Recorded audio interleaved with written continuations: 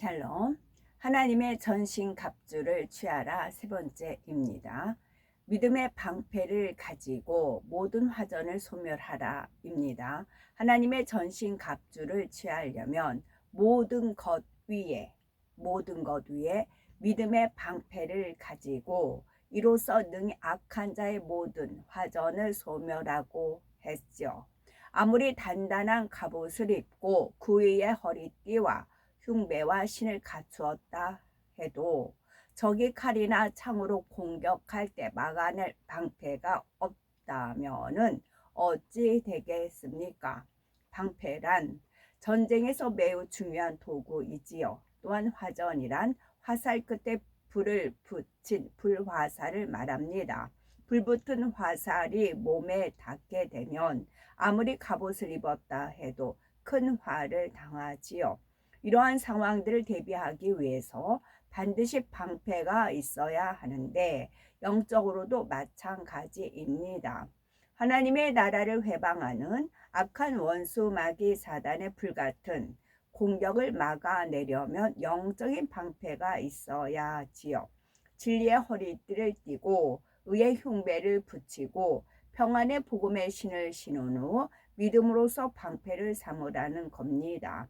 이는 믿음이 그만큼 중요함을 강조해 주고 있는 것이지요. 믿음으로만이 구원을 받을 수가 있고 믿음이 있을 때 무에서 유가 창조되는 역사가 나타나기 때문이지요. 믿음은 하나님을 기쁘시게 합니다. 또한 마음의 소원을 이룰 수 있는 열쇠이기도 하죠. 다니엘과 그의 세 친구들은 죽음 앞에서도 변함이 없는 믿음을 내보였죠. 굶주린 사자들이 우글거리는 사자 굴속에 들어간다 해도, 극렬히 타는 풀무불에 들어간다 해도 끝까지 믿음을 지켰습니다. 이들이 가진 믿음은 참으로 대단한 것이었지요. 벼랑 끝까지 밀려가는 상황에서 이 정도면 이제 하나님께서 구해주시겠지 하는 조건부적인 믿음이 아니었습니다. 다니엘은 사자굴에 던져질 때쯤 되면 하나님이 구해주실 거야 하지도 않았지요. 번연히 죽을 줄 알면서도 하나님 말씀을 쫓았습니다. 이는 벼랑 끝에서 떨어지면서도 변함이 없는 참 믿음이었지요. 그런데 오늘날은 어떠합니까?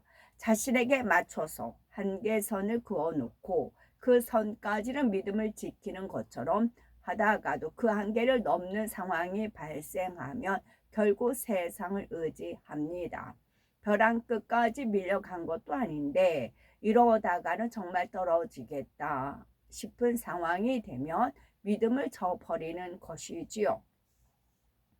참 믿음은 내가 죽는다 할지라도 떨어져야 한다면 떨어지는 겁니다. 어떠한 상황에서도 변치 않는 믿음으로 벼랑에서 떨어지면서도 오직 하나님만 믿고 의지할 때 참으로 믿음이 있다 인정하시지요.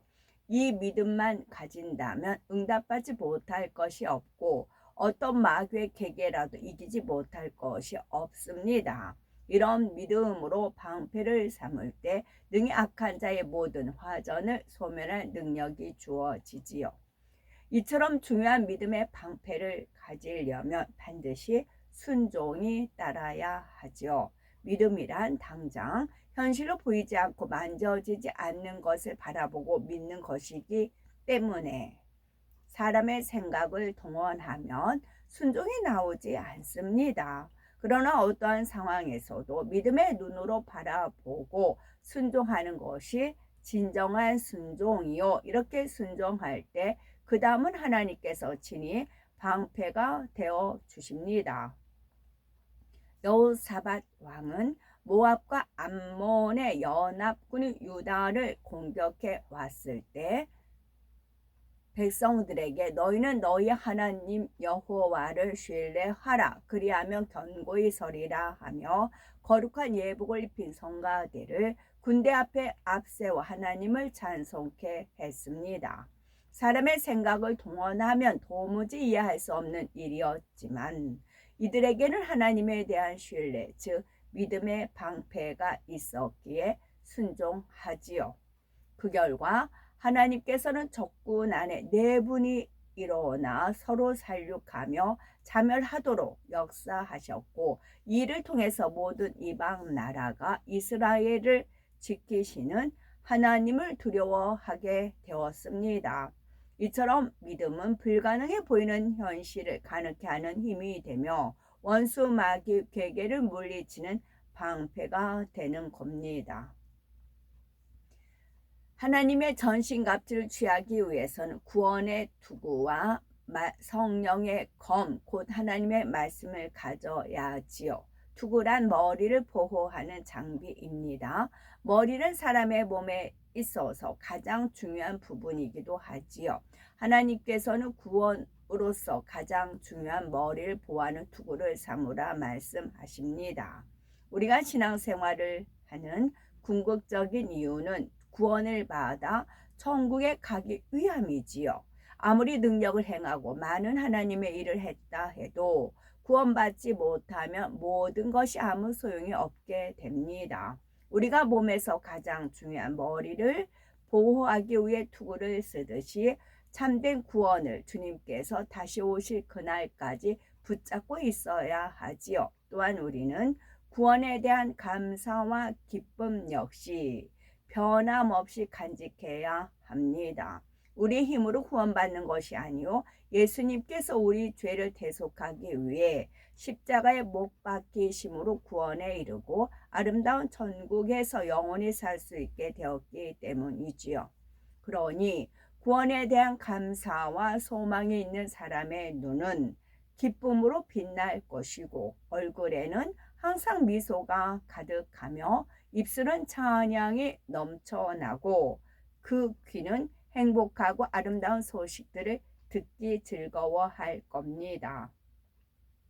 무엇보다도 하나님 말씀 듣기를 사모하고 즐겨하며 주를 사랑하여 생명 다해 충성할 겁니다. 이처럼 구원으로 인해 우리 삶 속에 변화되어지는 것이 구원의 투구를 쓰고 있는 모습이지요.